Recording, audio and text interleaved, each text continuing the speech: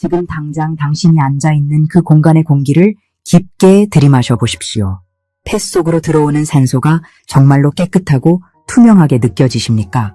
아니면 무언가 끈적하고 무거운 잿빛 먼지가 폐부 깊숙한 곳을 짓누르는 듯한 답답함이 느껴지십니까?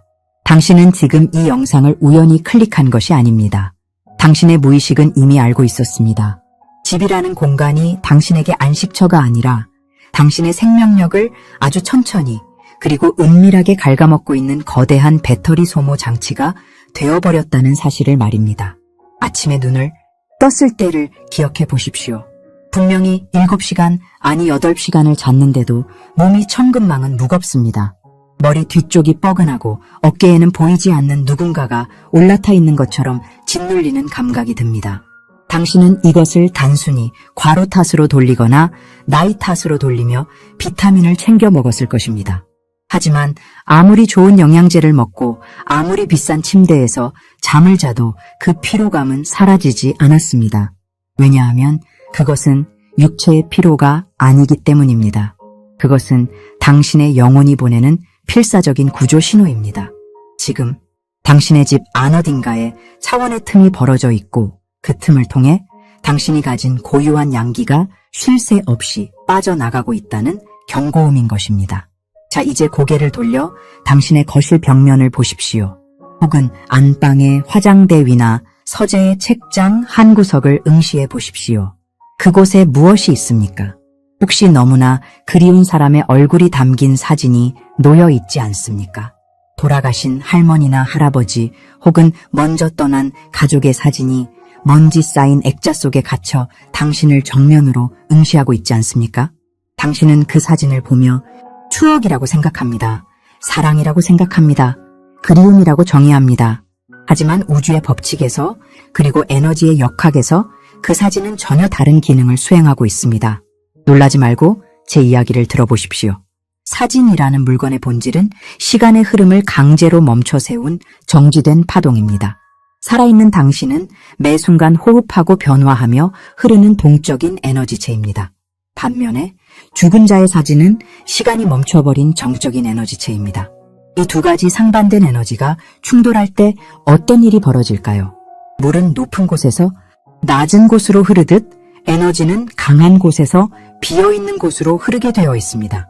이미 육신을 떠나 에너지가 고갈된 과거의 존재가 담긴 그 사진은 당신이 그 앞을 지나갈 때마다 혹은 당신이 그 사진을 무의식적으로 바라볼 때마다 당신의 살아있는 생기를 진공청소기처럼 강력하게 빨아들이기 시작합니다.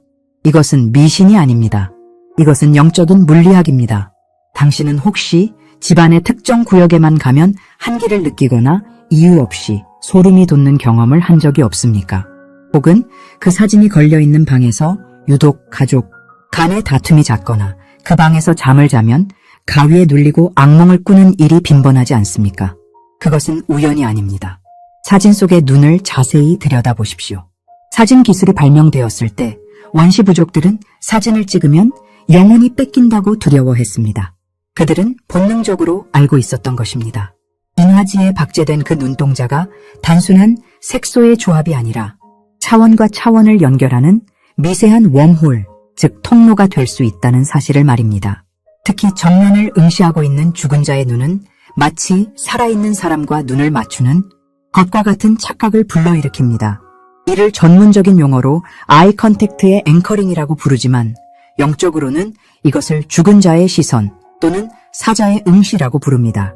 당신이 그 눈을 바라보는 순간 당신의 뇌파는 무방비 상태가 되고 그 찰나의 순간에 당신의 오라장이 열리며 기가 빨려 들어가는 현상이 발생합니다.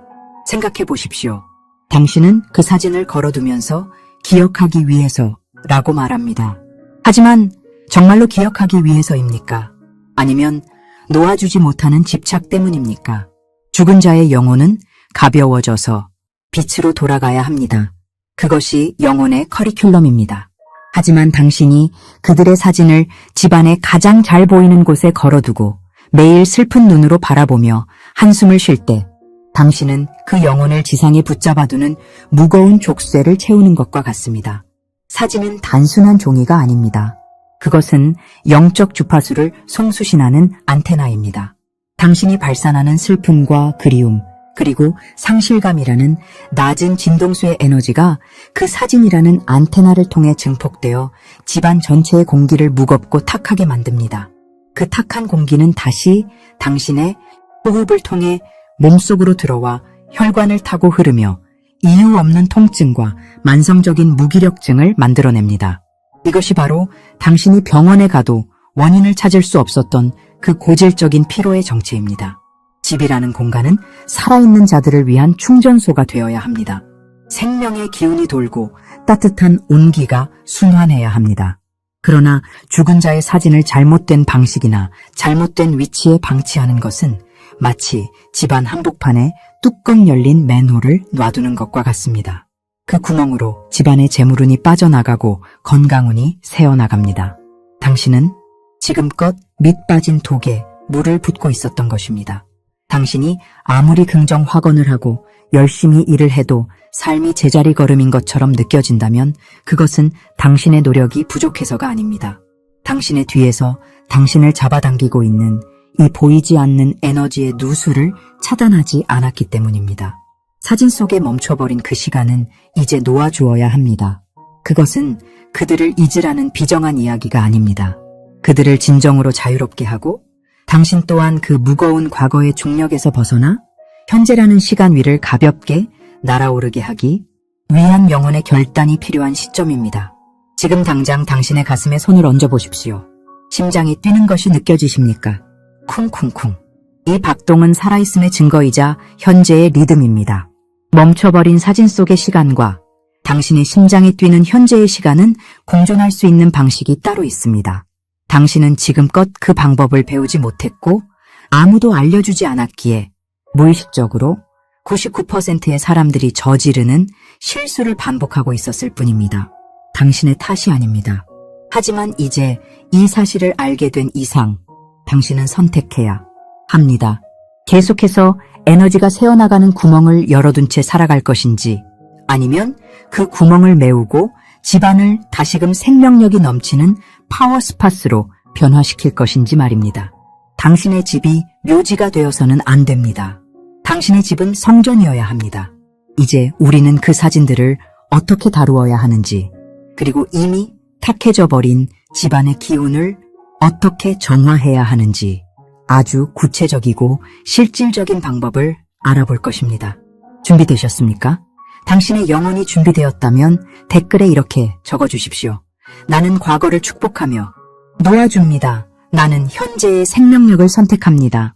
당신이 살고 있는 그 집은 단순한 벽돌과 콘크리트의 조합이 아닙니다. 당신이 매일 밤 잠드는 그 공간은 우주의 에너지가 숨을 쉬고 내뱉는 거대한 폐와 같습니다. 그리고 당신이 무심코 놓아둔 물건들은 그 거대한 호흡 속에서 혈관을 막기도 하고 뚫기도 하는 에너지의 정류장 역할을 합니다. 지금부터 제가 들려드릴 이야기는 단순한 풍수지리가 아닙니다. 이것은 당신의 영혼이 지구라는 학교에서 이수해야 할 필수 과목입니다. 당신이 그동안 이유 없이 겪어야 했던 편두통과 설명할 수 없는 금전적인 손실, 그리고 가족 간의 불화가 단순한 우연이 아니었음을 깨닫게 되는 순간입니다. 그것은 조상님들이 당신을 괴롭히기 위해 보낸 저주가 아닙니다. 오히려 그들은 당신을 너무나 사랑해서 당신에게 신호를 보내고 있었습니다. 단지 그 연결선이 잘못된 위치에 꽂혀 있었기에 사랑의 메시지가 지지직거리는 잡음으로 변질되어 고통이라는 형태로 당신에게 전달되었을 뿐입니다. 마치 라디오 주파수가 맞지 않을 때 아름다운 음악이 소음으로 들리는 것과 완벽하게 동일한 이치입니다. 지금 당신의 침실을 떠올려 보십시오.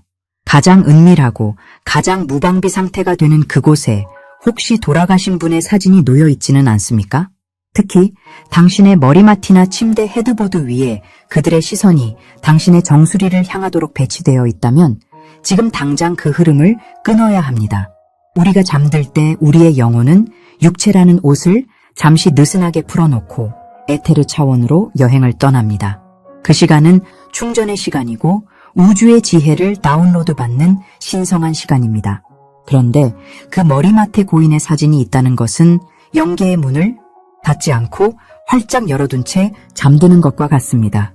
당신은 무의식적으로 그들을 수호신이라고 믿고 그 자리에 두었을 것입니다. 나를 지켜달라는 그 간절한 마음을 저는 압니다. 하지만 영적인 물리학의 법칙에서 그것은 오류입니다. 육체를 떠난 영혼은 양의 에너지가 아닌 음의 파동을 띱니다. 당신이 잠든 사이 당신의 머리맡에서 쏟아지는 그 음의 파동은 당신의 양기를 서서히 잠식합니다. 자고 일어났는데도 어깨가 무겁고 목 뒤가 뻣뻣하며 꿈자리가 사납고 가위 눌림을 경험한 적이 있다면 그것은 당신의 몸이 보내는 비명입니다. 조상님은 당신을 보호하려 다가오지만 물리적 위치의 오류로 인해 두 영혼의 주파수가 충돌하며 스파크를 일으키는 것입니다. 그것이 바로 당신이 겪는 원인 모를 만성 두통의 실체입니다. 당신의 뇌가 여기는 쉴 곳이 아니다 라고 외치는 경고음인 것입니다. 두 번째 금기된 배치는 바로 거울입니다. 거울은 이승과 저승을 잇는 가장 강력한 포털입니다. 혹시 화장대 거울이나 전신 거울이 조상님의 사진을 정면으로 비추고 있지는 않습니까? 혹은 사진 액자 유리에 맞은편 거울이 반사되고 있지는 않습니까? 이것은 영적인 세계에서 무한 루프라고 부르는 끔찍한 함정을 만듭니다. 거울 속에 맺힌 조상의 상은 실체가 없는 허상 위에서 끊임없이 복제됩니다. 에너지가 밖으로 흐르지 못하고 그 거울과 사진 사이의 공간에서 맹렬하게 회전하며 소용돌이칩니다. 이 소용돌이는 집안의 생기를 빨아들이는 블랙홀이 됩니다. 당신이 아무리 돈을 벌어도 밑빠진 독처럼 새어나가는 이유가 여기에 있습니다. 돈은 흐르는 에너지입니다. 하지만 거울과 사진 사이에 갇힌 에너지는 고여서 썩게 됩니다. 이 배치는 조상님을 거울이라는 감옥에 가두는 행위와 다르지 않습니다. 그들은 그 혼란스러운 파동 속에서 길을 잃고 당신에게 도와달라고 소리치게 됩니다. 그 소리 없는 아우성이 집안의 공기를 차갑게 만들고 가족들 사이에 이유 없는 짜증과 다툼을 유발하는 영적 노이즈가 되는 것입니다. 거울을 보십시오. 그 속에 비친 것이 오직 현재의 당신뿐이어야 합니다. 과거의 그림자가 거울 속에 머물게 하지 마십시오. 마지막으로 가장 많은 분들이 범하는 치명적인 실수이자 당신의 지갑 사정을 결정짓는 요소입니다. 지금 당신의 지갑을 열어보십시오. 구겨진 영수증과 신용카드 그리고 현금들 사이에 혹시 부모님이나 조상님의 작게 인화된 사진이 끼어 있지 않습니까? 당신은 그 사진을 보며 힘을 얻는다고 생각했을 것입니다. 그리울 때마다 꺼내본다는 그 효심을 우주는 모르지 않습니다. 하지만 에너지의 관점에서 지갑은 세속적인 욕망과 물질의 순환이 가장 빠르고 탁하게 일어나는 공간입니다. 돈은 수만 사람의 손을 거치며 온갖 욕망과 감정이 묻어있는 에너지 덩어리입니다. 그 소란스럽고 탁한 에너지의 한복판에 가장 고요하게 모셔야 할 조상의 영혼을 가두어 둔 것입니다. 게다가 지갑이 접힐 때마다 그들의 얼굴이 구겨지고 눌립니다. 이것은 당신의 삶이 펴지지 않고 구겨지는 현상과 양자적으로 얽혀 있습니다. 지갑 속에 사진이 눌릴 때 당신의 금전운을 관장하는 에너지 통로인 기맥도 함께 눌립니다. 당신이 큰 계약을 앞두고 있거나 중요한 금전적 결정을 내려야 할 때마다 알 수 없는 불안감에 휩싸이거나 마지막 순간에 일이 틀어지는 경험을 했다면 그것은 지갑 속에서 질식해가는 조상의 에너지가 보내는 구조 신호였을 가능성이 매우 높습니다. 그들은 그 좁고 어두운 가죽 틈바구니에서 나와 빛이 있는 곳으로 가고 싶어 합니다. 이 모든 이야기들이 당신에게 두려움으로 다가가지 않기를 바랍니다. 이것은 당신을 꾸짖는 것이 아닙니다. 이것은 영혼의 커리큘럼입니다. 당신이 이러한 배치로 인해 겪었던 두통과 가난, 그리고 불화는 당신이 이 진리를 깨닫기 위해 반드시 거쳐야 했던 실습 과정이었습니다. 고통 없이는 질문하지 않았을 것이고 질문하지 않았다면 지금 이 순간 저의 목소리를 통해 답을 듣지 못했을 테니까요. 모든 것은 완벽한 시나리오대로 흘러왔습니다. 당신은 이제 원인을 알았습니다. 원인을 알았으니 결과를 바꿀 힘 또한 당신에게 주어졌습니다.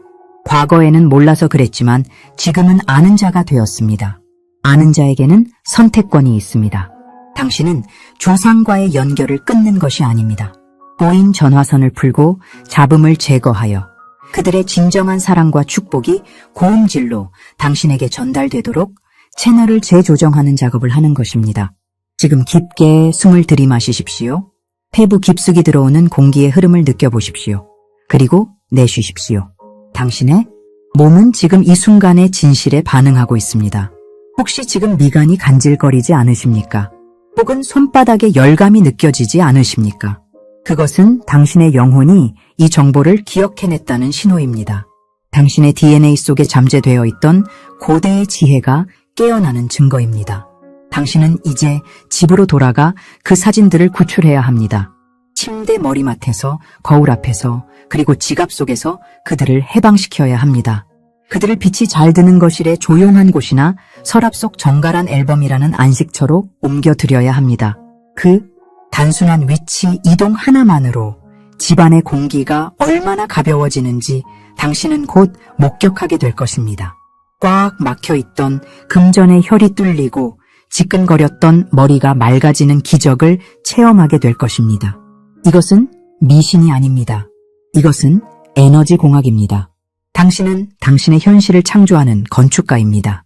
이제 당신의 공간을 재배치하고 당신의 운명을 재설계할 준비가 되셨습니까? 이 강력한 정화의 과정을 시작하겠다는 선언이 필요합니다. 우주는 당신의 명확한 의도를 기다립니다. 준비되셨다면 댓글에 이렇게 선언하십시오. 나는 에너지의 주인이 되어 나의 공간을 정화합니다. 나의 조상은 빛 속에서 자유롭고 나는 현재 속에서 풍요롭습니다.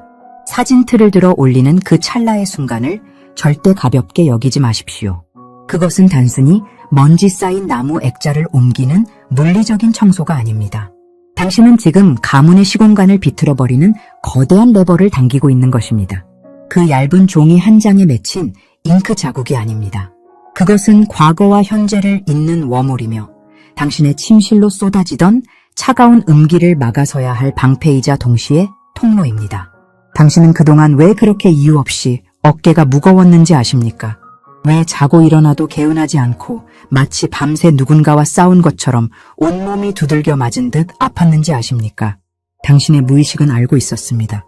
당신이 잠든 사이 무방비하게 열려있던 그 시선들이 당신의 생명 에너지를, 그 찬란한 기운을 마치 마른 스펀지가 물을 빨아들이듯 가져가고 있었기 때문입니다. 그것은 조상들의 악의가 아닙니다. 그저 흐름이 잘못된 수도관처럼 에너지가 역류하고 있었을 뿐입니다. 지금 당장 그 사진을 향해 손을 뻗어보십시오. 손끝이 찌릿하거나 갑자기 명치가 묵직해지는 느낌이 든다면, 혹은 이유 없이 눈물이 핑 돌거나 가슴이 두근거린다면 절대 도망치지 마십시오. 그것은 당신의 혈관 속에 흐르는 수천 년의 기억이 반응하는 것입니다. 당신의 DNA에 새겨진 조상들의 데이터가 당신에게 필사적으로 신호를 보내고 있는 것입니다. 이제 제발 우리를 제자리로 돌려달라고, 우리의 사랑이 독이 되지 않게 해달라고, 당신만이 이 꼬인 매듭을 풀 수 있는 유일한 열쇠라고 소리치고 있는 것입니다. 당신은 가족 중 유독 예민하고 별나다는 소리를 듣고 자라지 않았습니까? 남들은 아무렇지 않게 넘기는 제사나 성묘 때마다 알 수 없는 두통에 시달리거나 깊은 우울감을 느끼지 않았습니까? 그것은 당신이 약해서가 아닙니다. 당신이 바로 이 가문의 정화장치로 태어났기 때문입니다. 수대째에 내려오는 모든 업보의 찌꺼기를 걸러내고 맑은 물로 바꿀 수 있는 유일한 영혼의 필터가 바로 당신입니다. 당신이 겪었던 그 지독한 가난, 설명할 수 없는 외로움, 풀리지 않던 인간관계의 고통들을 억울해하지 마십시오. 그것은 불행이 아니었습니다. 당신을 이 순간, 이 깨달음의 자리로 이끌기 위해 영원히 선택한 혹독한 트레이닝 과정이었습니다. 당신은 그 어둠을 뚫고 나와 기어이 빛을 찾아낼 힘을 기르기 위해 그 모든 것을 견뎌낸 것입니다. 이제 실행할 시간입니다. 떨리는 손을 진정시키고 호흡을 가다듬으십시오. 어두운 침실 구석, 당신의 무방비한 잠을 감시하던 그 위치에서 액자를 떼어내십시오. 그리고 햇살이 가장 잘 드는 거실의 동쪽, 생명력이 넘치는 식물 옆, 혹은 정갈하게 정돈된 서랍 속 안식처로 그들을 안내하십시오. 액자가 새로운 자리에 담은 그 탁 하는 소리를 기억하십시오. 그 소리는 단순한 마찰음이 아닙니다. 당신을 올가매던 불운의 사슬이 끊어지는 소리입니다. 꽉 막혀있던 가문의 혈관이 뚫리며 새로운 피가 도는 소리입니다. 위치가 바뀌는 바로 그 순간 에너지는 완벽하게 역전됩니다. 당신의 어깨를 짓누르던 무거운 짐이 등 뒤를 든든하게 받쳐주는 거대한 후원 세력으로 변모합니다. 당신의 발목을 잡던 차가운 손길이 이제는 당신을 더 높은 곳으로 밀어 올리는 강력한 사다리가 됩니다. 이것이 바로 빛의 재배치입니다. 다시 한번 깊게, 아주 깊게 들이마시십시오. 이제 들어오는 공기의 질감이 다릅니다.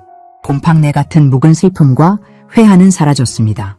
대신 찬란한 황금빛 기운이 폐 속을 가득 채우고 혈관을 타고 손끝 발끝까지 퍼져나가는 것을 상상하십시오. 심장이 뛰는 박동 소리가 들리십니까? 쿵, 쿵, 쿵. 그것은 두려움의 고동이 아닙니다. 새롭게 태어난 당신의 운명이 힘차게 진군하는 발소리입니다. 당신의 조상들은 이제 당신의 짐이 아니라 당신의 군대가 되었습니다.